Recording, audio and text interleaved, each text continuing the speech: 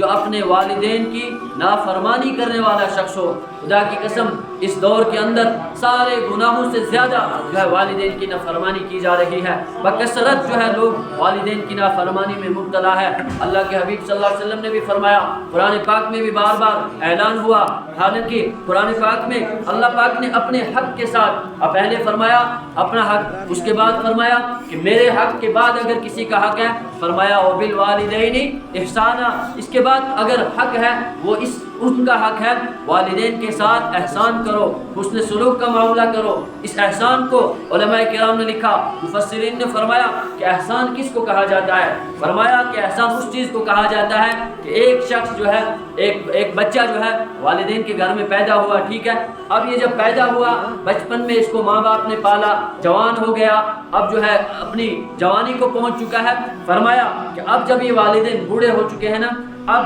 بڑھاپے کے اندر یہ بچہ اگر جتنی اس کے ساتھ شفقت کی ہو، محبت کی ہو، جتنا اس کو پالا پوسا ہو، اگر اس کے ڈبل میں یہ ماں باپ کی خدمت کر رہا ہے، قرآن نے کہا کہ اس کو کہا جائے گا احسان۔ لیکن مسلمانوں کا حال یہ ہے کہ مسلمان خدا کی قسم اپنے جب باپ محتاج ہو جاتا ہے، بوڑھا ہو جاتا ہے، اب والد محتاج ہوتا ہے کہ میری اولاد لا کر مجھ پہ خرچ کرے گی، میری خدمت کرے گی، اب یہ بچہ جو ہے والد سے بھاگتا پھرتا ہے کہ کہیں مجھ سے 1000 روپیہ نہ مانگ لے، کہیں 100 روپے نہ مانگ لے۔ یہ ہمارا حال ہے۔ اللہ پاک نے قرآن پاک میں فرمایا اف ولا تنہرہما، کہ والدین کے سامنے اف بھی نہ کرو۔ مفسرین نے اس کے اندر بہت سارے اقوال کو جو ہے نوٹ کیا ہے، 2 باتیں میں ان میں سے آپ کے سامنے لاؤں گا کہ اف کا مطلب کیا قرآن نے کہا۔ اف کا مطلب مفسرین نے لکھا کہ نمبر 1 مطلب یہ ہے کہ اگر ریت کا ذرہ ہاتھ کی ہتھیلی پر رکھ دیا جائے، اس کے بعد کتنی پھونک مارے اور وہ اڑ جائے، گویا معمولی سی پھونک سے وہ اڑ سکتا ہے۔ فرمایا اتنا زیادہ زور سے بھی جس پھونک سے یہ ریت کا دانہ ہاتھ سے اڑ جائے نا، اتنی زور سے بھی باپ کے سامنے اور ماں کے سامنے آواز بلند نہ کرو، اس لیے کہ تمہارے والدین کہیں تم سے ناراض نہ ہو جائیں۔ اور دوسرا مطلب یہ مفسرین نے لکھا، وضاحت کے اندر یہ لکھا کہ اگر والدین کے اوپر ایسا وقت آ جائے کہ بڑھاپے کی عمر میں یہ ہوں اور بیمار ہو اور بستر پر لیٹے ہو، اور کبھی ایسا وقت آ جائے کہ اگر والدین جو ہفتوں بستر کے اندر پڑے رہے اور ان کے ایک جگہ رہنے سے اگر بستر کے اندر سے بو پیدا ہو جائے، فرمایا کہ فراخ دلی کے ساتھ والدین کے سامنے جاؤ، ان کو یہ محسوس نہ ہونے دو کہ ہمیں بستر سے جو ہے بو آ رہی ہے، اور اس طرح کی چیزیں محسوس نہ ہونے دو۔ اگر فرمایا کہ اگر اس بچے نے، اس اولاد نے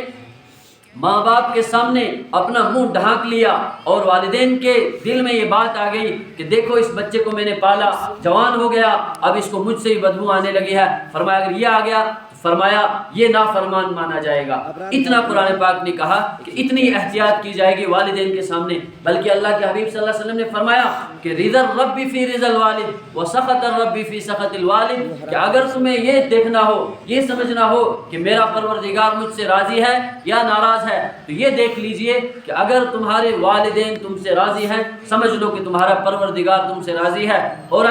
اگر تمہیں یہ محسوس ہو جائے کہ والدین راضی نہیں ہے، تو پھر صاف صاف سمجھ لو کہ تم سے تمہارا رب بھی راضی نہیں ہے۔ یہ ماں باپ کا درجہ، بلکہ اللہ کے حبیب صلی اللہ علیہ وسلم نے ایک دفعہ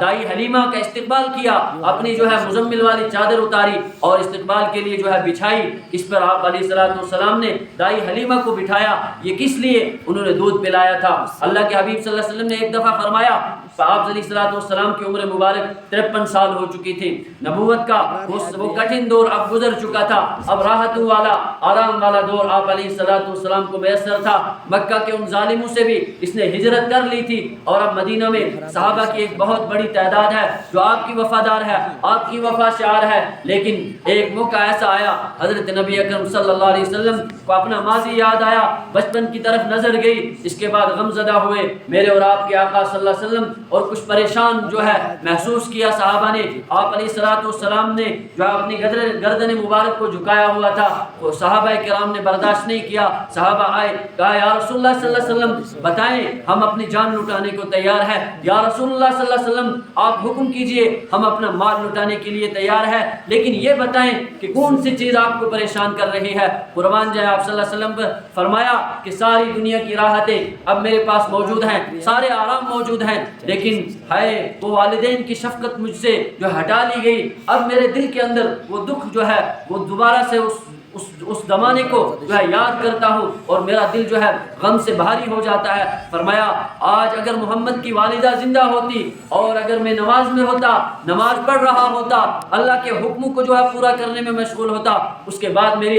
ماں جو ہے آواز لگاتی کہ بیٹا محمد، میں نماز کو چھوڑ دیتا، اپنی والدہ کی جو ہے خدمت میں حاضر ہو جاتا اور کہتا کہ والدہ حکم کیجئے کیا حکم ہے۔ یہ والدین کا مقام۔ امت کو سمجھانے کے لیے آپ علیہ الصلوۃ والسلام نے فرمایا